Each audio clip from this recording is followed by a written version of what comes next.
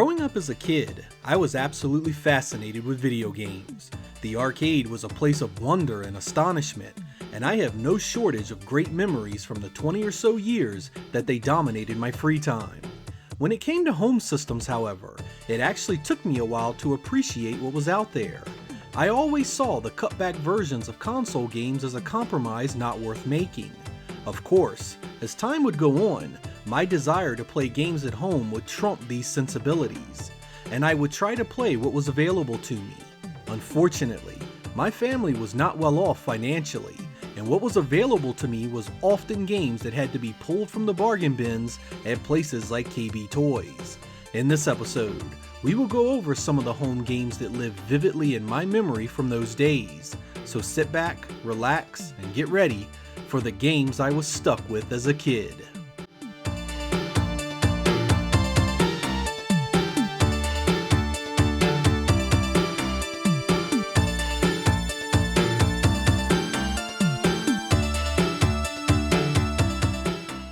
My earliest memories from console gaming was actually inheriting my father's Atari 2600. I avoided this piss-poor console like the plague even then, never caring for its butchered arcade ports of my favorite games. As I'd get older and Atari's market crashed and burned, I actually had a chance to visit the fire sales going on and choose a few games of my own for the system. I figured there had to be something worth playing, and I was on a mission to seek it out. The first game I picked up was an arcade favorite of mine, Donkey Kong. I knew going in that the graphics were going to take a big hit, but I was very much hoping that the gameplay remained intact. Surprisingly, it mostly did. The main point of the game is of course to rescue the damsel in distress from Donkey Kong. You'll need to avoid things like barrels and fire while you traverse the obstacle course style levels. You lost some of the content in the transition from the arcade, but it was the only game I played on the 2600 for months after I got it. Far from perfect, it was still a game I learned to love and appreciate among the deluge of poor software for that system.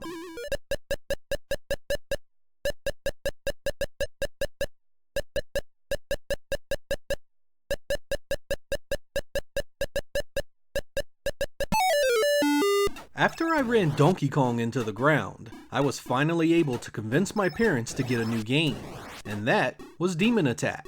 Having no clue at the time, I had just lucked into one of the best games I would ever play on the 2600.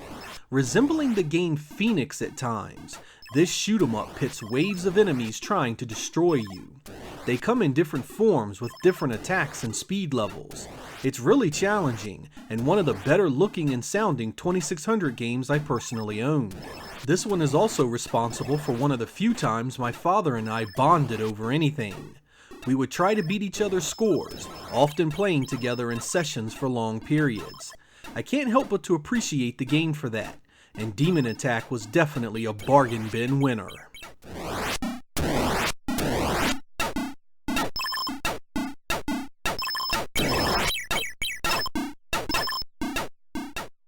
When my parents got me an NES for Christmas in 1986, it was one of the most exciting times in my life.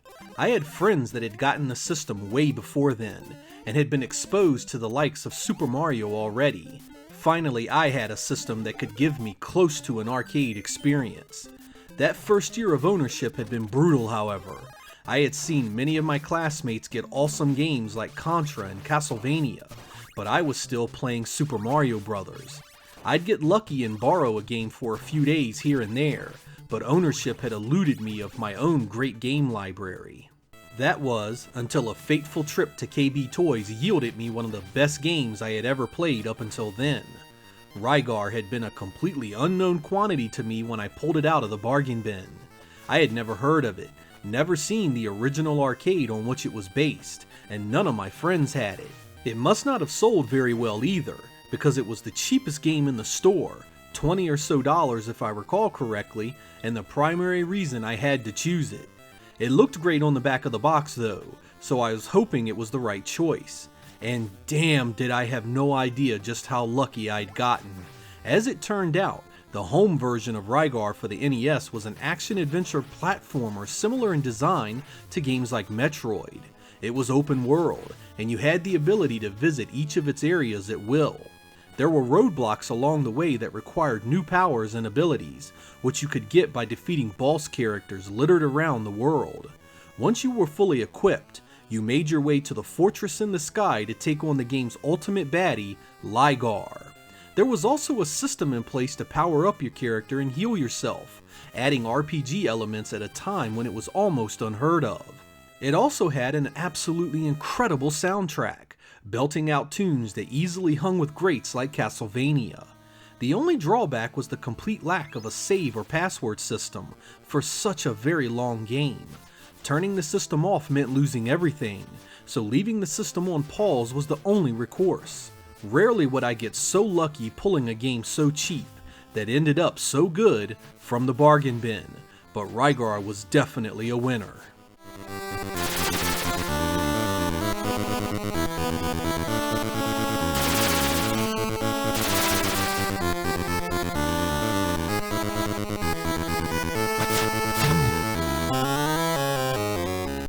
The next opportunity to get a game would come months later, and this time I had not been so lucky.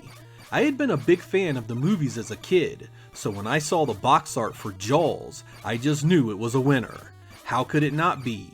I mean, you would certainly have to face a killer shark with a great assortment of weaponry, right? Not so fast. This was actually based on the fourth film in the series, Jaws the Revenge, and man oh man does it take liberties with the license. Instead of messing around with Jaws, you actually spent the majority of the game killing other helpless sea life and collecting shells.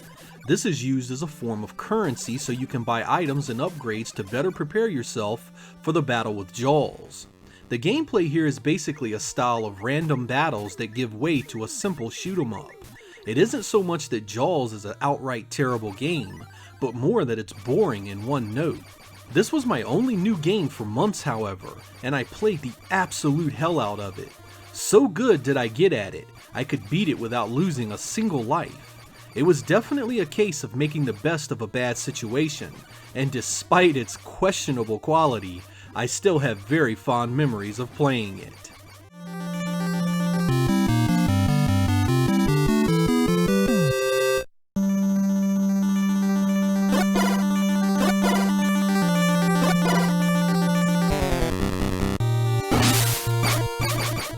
The early years of owning a Sega Master System were rough as well. I had gotten one after getting an NES, and had even less games for it.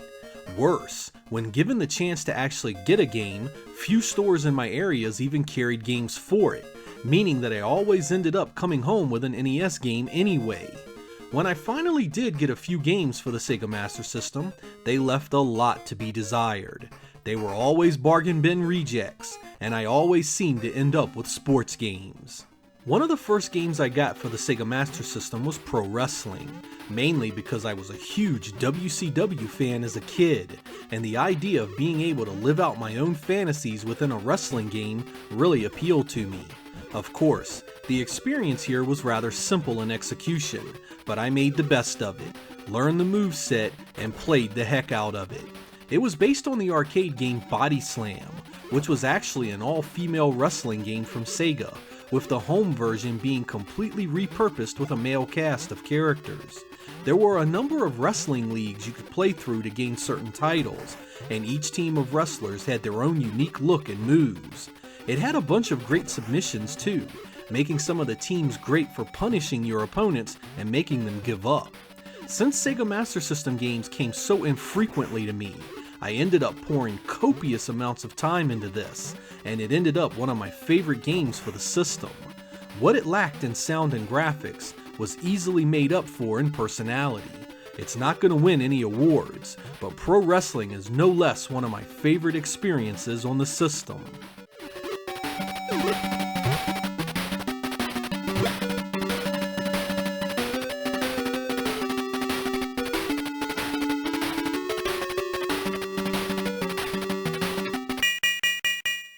I also happened into another sports game in that time frame. Being a big fan of the NFL, I just had to get great football. I had not seen a good home football game up until that point, so the colorful graphics on the back of the box lured me in hook, line, and sinker. And holy hell did I regret it instantly. I hated this game. It was slow, the AI was dumb as hell, and the passing game was an absolute joke. The single-player game was utterly broken, with the entire game with you on offense trying to overcome a fourth quarter deficit. That's right, the single-player game is literally you trying to come from behind every single game. But it was a game that I had to find a way to enjoy. I knew it wasn't a particularly good game, but there had to be a way to get used to the way it wanted you to play it. I hunkered down and decided I was gonna make it work, and I did.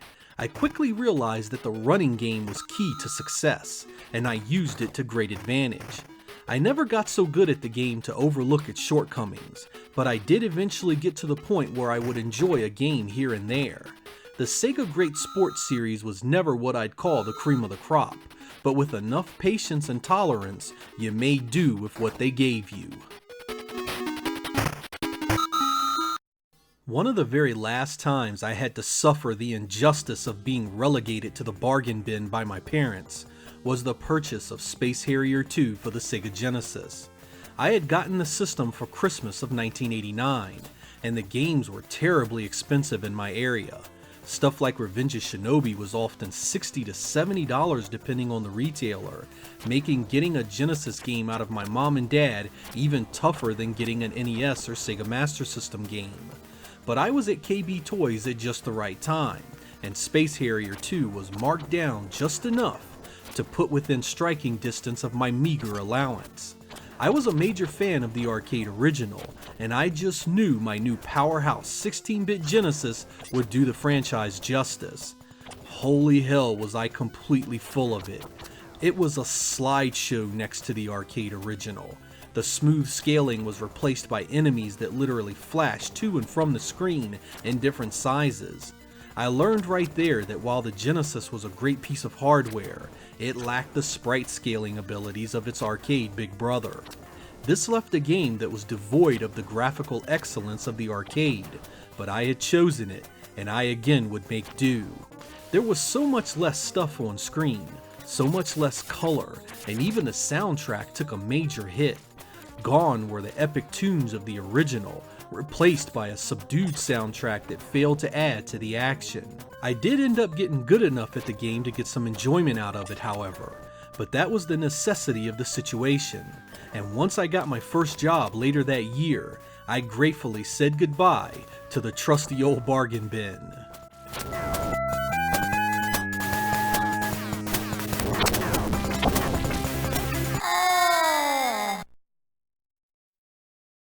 Get ready! Thanks for watching my episode. I hope you guys are enjoying the channel, and if you are, please consider supporting me via PayPal or Patreon. I also have a line of products you can score to help support, like t-shirts and mugs. You can also follow me over at Facebook for news on the channel, events, and giveaways. I'm Sega Lord X. Thank you guys for watching, and I will catch you next time.